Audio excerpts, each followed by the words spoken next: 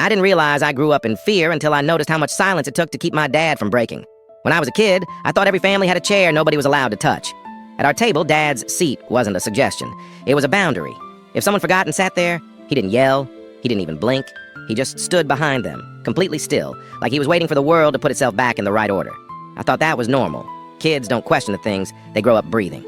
I remember when my cousin took that seat during a holiday dinner, Dad froze in the doorway. My cousin kept joking until my mom quietly said, "Move." He did. But later I heard him asking her, "Is he always like that now?" That was the first time I realized other people noticed something I didn't. Dad had routines before every meal. He tapped the table twice, lined up his utensils perfectly parallel, wiped his plate even if it was clean, and he separated all his food so nothing touched. He once spent 5 minutes pushing a single piece of corn back into the corn section of his plate. I thought it was just his personality.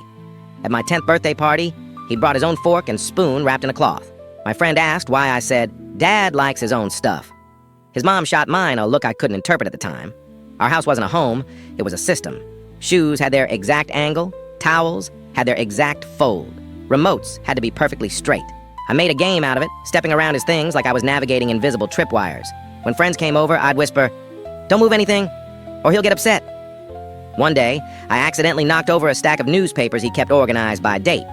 When he came home and saw them, he didn't speak. He just sat on the floor and stared at the crooked pages. Then he started whispering the days of the week under his breath, over and over, like he had to fix something inside himself before he could fix the papers. My mom took me on a drive that lasted hours. She didn't say a word. When we got back, the newspapers were aligned again, and Dad pretended nothing happened. For a long time, I thought mistakes were supposed to earn you silence instead of anger. In 8th grade, I did a project on sanitizers. Dad helped me every night. He knew every ingredient, every risk, every protocol. My teacher said, "Your father must be a scientist." I nodded, proud.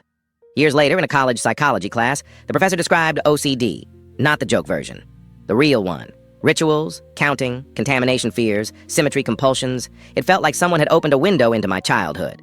That night, I called my mom and finally asked, "What was wrong with Dad?" She didn't answer immediately. When she did, her voice was tired. "We were trying not to lose him," she said, and that's when it hit me. I didn't grow up with strict rules. I grew up inside his illness, and we all pretended it was normal because we were scared of what would happen if we didn't.